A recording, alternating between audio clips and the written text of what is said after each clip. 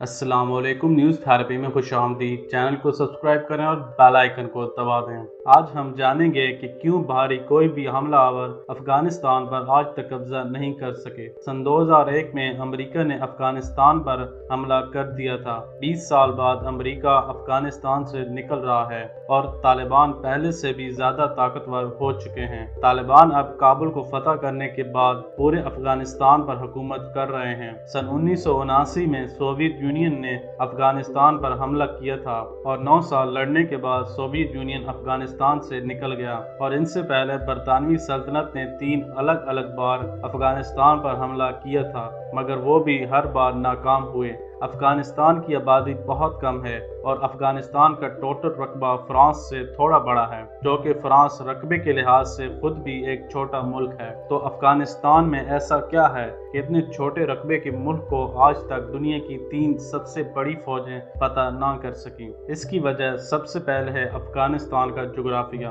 अफगानिस्तान की छोटी सी आबादी में 14 नस्ली गिरोह और दूसरे कबीले भी हैं, जिनमें उज़्बेक, ताजिक और पश्तून शामिल हैं। इनमें से पश्तून अफगानिस्तान की तकरीबन आधी आबादी पर मुश्तमिल हैं और इनके साथ ही पाकिस्तान में 2/3 पश्तून रहते हैं। सन 1893 में बरतानवी सल्तनत ने पाकिस्तान और अफगानिस्तान के दरमियान एक आरजी सरहद बनाई थी, जिसे ड्यूरंड लाइन कहते हैं। अफगानिस्तान और पाकिस्तान में रहने वाले पश्तून अफगानिस्तान और पाकिस्तान के दरमियान इस सरहद को हर वक्त इस्तेमाल करते थे एक मुल्क से दूसरे मुल्क में जाने के लिए, जिससे अक्सर व बेशतर पाकिस्तान को नुकसान पहुंचता था। और इसी वजह से पाकिस्तान और अफगानिस्तान के दरमियान ये सरहद दुनिया की सबसे ख़तरनाक सरहद बन गई थी। और इसके नतीजे में पाकिस्तान ने काफ़ी ज़्यादा रकम लगाकर पाकिस्तान और अफगानिस्तान के दरमियान इस सरहद पर बाड़ लगाई है, ताकि अफगानिस्तान से कोई भी पाकिस्तान गैर कानूनी तौर पर न आ सके। और अब इस सरहद पर सिर्फ 16 ऐसी जगह हैं जहां से लोग कानूनी तौर पर अफगानिस्तान से पाकिस्तान आ सकते हैं। और ये सबसे पहली वजह है कि आज तक कोई भी अफगानिस्तान को फतह नहीं कर सका। दूसरी वजह यह है कि अफगानिस्तान एक लैंड लॉक मुल्क है।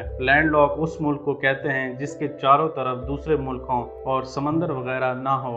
अफगानिस्तान की सरहद पाकिस्तान, ईरान, चीन, तुर्कमानिस्तान, उज़्बेकिस्तान और ताजिकिस्तान से मिलती है। अफगानिस्तान का ज़्यादातर इलाका पहाड़ी है, जिनमें हिंदू कुश के पहाड़ हैं, जो कि दुनिया में सबसे ऊंचे और बड़े पहाड़ हैं। अफगानिस्तान का 75% इलाका पहाड़ों पर मुश्तमिल है और इन पहाड़ों की वजह से आज तक कोई भी अफगानिस्तान पर कब्जा नहीं कर सका। और ये पहाड़ कुदरती दीवारें हैं जो कि किसी भी बाहरी फौज का यहाँ रहना मुश्किल कर देती हैं। ये पहाड़ इतने बड़े और ख़तरनाक हैं कि जो भी इन पहाड़ों के दरमियान लोग रहते हैं, वो लोग खाने पीने की अशिया और दूसरी इस्तेमाल करने की चीज़ें भी बड़ी मुश्किल से ला सकते हैं। और इन पहाड़ों के दरमियान कई छोटे बड़े कबीले आबाद हैं। वो कबीले अपने असूलों से चलते हैं। हर कबीले का अपना अलग सरबराह होता है, इसलिए अक्सर अफगानिस्तान में इन कबीलों के दरमियान लड़ाई होती रहती है। इन कबीलों में रहने वाले लोगों के रस्म रिवाज भी दूसरे कबीले के लोगों से मुख्तलिफ होते हैं। जो भी बाहरी फौज इन बड़े और ख़तरनाक पहाड़ों को अबूर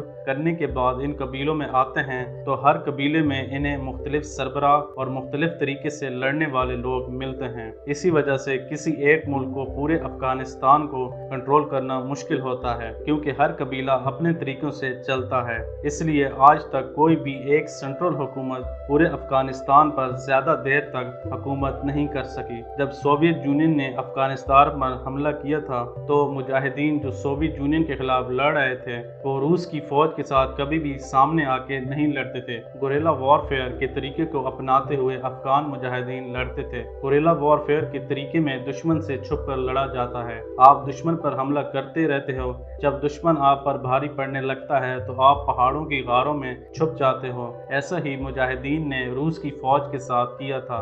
मुजाहिदीन रूसी फौज पर हमला करते थे और जब इन्हें हालात इनके खिलाफ नजर आते थे तो वो गारों में छुप जाते थे, जहां रूसी फौज इन्हें नहीं ढूंढ सकती थी। मुजाहिदीन गारों से निकलकर सड़कें बंद कर देते थे, जिसकी वजह से रूसी फौज को बहुत मुश्किलात का सामना करना पड़ता था। खोस्ट का इलाका, जो कि पाकिस्तान की सरहद के करीब है, इस इलाके को मुजाहिदीन ने बंद कर दिया था। जब अमेरिका ने अफगानिस्तान पर हमला किया तो इनके पास सिर्फ एक ही रास्ता था, खैबर पास का, जहां से काफ़ी वक्त तक अमेरिका और नेटो का जंगी सामान जाता रहा। तालिबान को भी पता था कि ये खैबर पास का रास्ता अमेरिका और नेटो के लिए कितना अहमियत का हामिल है। तो सन 2009 में तालिबान ने खैबर पास का पुल धमाके से तोड़ दिया, जिसकी वजह से खैबर पास का रास्ता आर्जी तौर पर बंद हो गया था। अफगानिस्तान पर हमला करना और घेरना तो आसान है, लेकिन वहां देर तक कब्जा जमाए रखना बहुत मुश्किल। फौजियों को अफगानिस्तान के पहाड़ों में लाना और हथियार या दूसरे खाने पीने की चीज़ों के लिए रास्ता बनाना बहुत मुश्किल है। एक बार को तो फौजी रास्ता बना भी लेते थे, लेकिन फिर सवाल वही है कि कितनी देर तक इस रास्ते को महफूज रखा जा सकता था मुजाहिदीन और दूसरे लड़ने वालों के खिलाफ। पिछले 43 सालों से अफगानिस्तान लगातार जंग में रहा है और अब तो अमेरिका भी हार चुका है अफगानिस्तान में, और अब तक तालिबान अफगानिस्तान को फतह कर चुके हैं। अफगानिस्तान का जुग्राफिया इतना पेचीदा है कि कोई भी बाहरी फौज इसे नहीं समझ सकती। अफगानिस्तान के दारुल हुकूमत काबुल में जो भी अपनी हुकूमत का दावा करते हैं, इन्हें हमेशा मुल्क के किसी दूसरे कबीले से चैलेंज का सामना करना पड़ता है। अमेरिका की इबरतनाक शिकस्त के बाद मुश्किल है कि कोई दूसरा मुल्क अफगानिस्तान पर हमला करने की, क्योंकि अब तक दुनिया बरतानवी सल्तनत, सोवियत यूनियन और अमेरिका का हाल अफगानिस्तान में देख चुकी है। अगर आपको हमारी ये वीडियो अच्छी लगी हो तो इसे लाइक और चैनल को सब्सक्राइब कर दीजिए और कमेंट सेक्शन में अपनी राय का इजहार ज़रूर कीजिए।